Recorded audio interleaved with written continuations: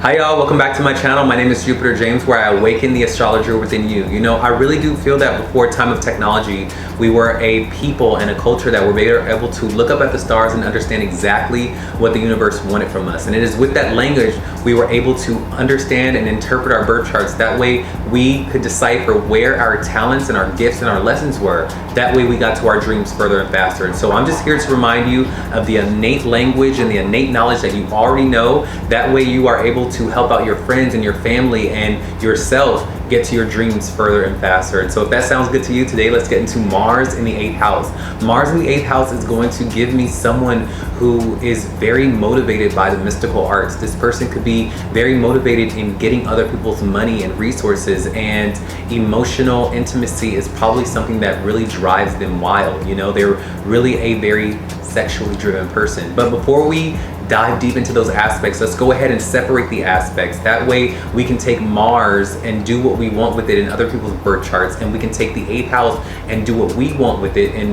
out in the world and in other people's birth charts. That way we're not just confined to Mars in the 8th house and we only know what that means, but we understand what they mean as a whole, in totality. That way when they come up in other places in the world and in other people's birth charts, we're able to go, okay, that's giving 8th house energy. And when Mars comes out up in the world, we're going, okay, that's Mars energy. You see, that way we're not just confined to Mars in the 8th house and we only know what that means. We know what each individual aspect does, and now we can go out and when it pops up, we go, okay, your Mars means this, your 8th house means that. You see? Okay. Now, Mars in the birth chart for me is always going to indicate someone who, in the birth chart, it's someone's motivation. You know, it's the motivation of the person. It's where this person is putting a lot of their energy, a lot of their time, a lot of their effort. Where is this person?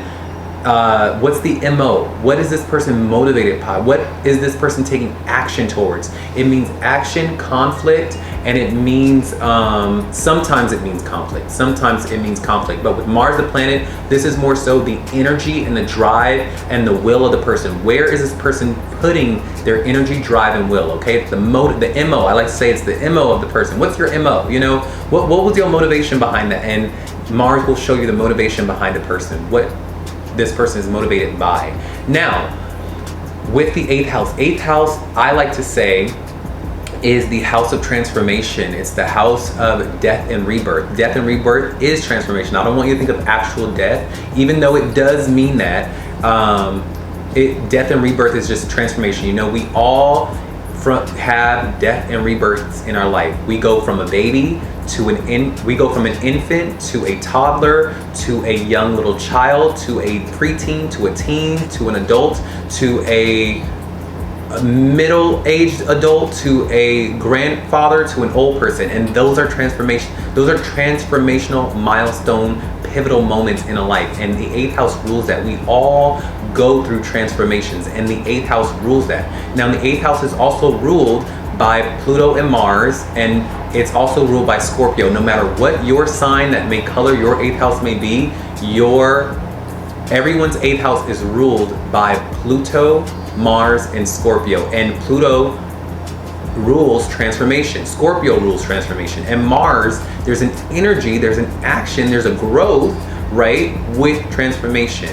And that comes from Mars, okay? Now, I also say that the 8th house is, it's taboo subjects. It's the things that we don't talk about at dinner, okay? They always say at dinner, we don't talk about these subjects. We don't talk about sex, we don't talk about debts, we don't talk about money, and we don't talk about taboo subjects. You know, it's the subjects that you don't really want to bring up to your parents down home. We don't ever want to be like to our parents, okay, so mom, how much money you got? And tell me exactly how much you got. Like, you would never do that. Like, there's a way you do that, but you don't do that. Does that make sense?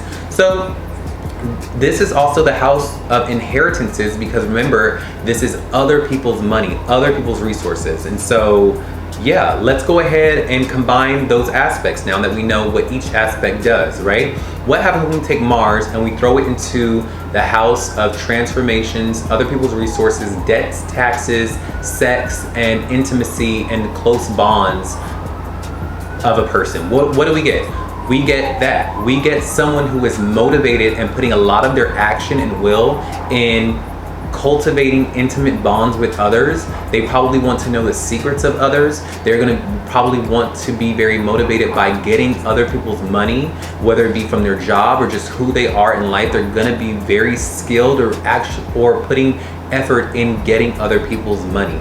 This could be someone that has Mars in the 8th house, and it could also be someone who has Scorpio or Aries in the 8th house, okay? You're gonna be very motivated by waking up in the morning and going, okay, they got the bag, this business has got the bag, they got the bag, how can I be a part of that? How can I get a cut of that pie? You see? So when Mars goes into this house, you're also gonna be someone who is seeking out close, intimate bonds with others. You are not going to be someone that takes the surface approach with people. You are going to want to be up in people's zhuzh, and you're going to want to know their deep, dark secrets. You're going to want to know their birth charts. You're going to want to know who they are, what they've got going on, what are their secrets. Tell me your deepest, darkest secrets, and you're going to want to bond. You're going to want to be people's best friends instantly. You're going to be like that. You're going to also be very sexual, very touchy, very like,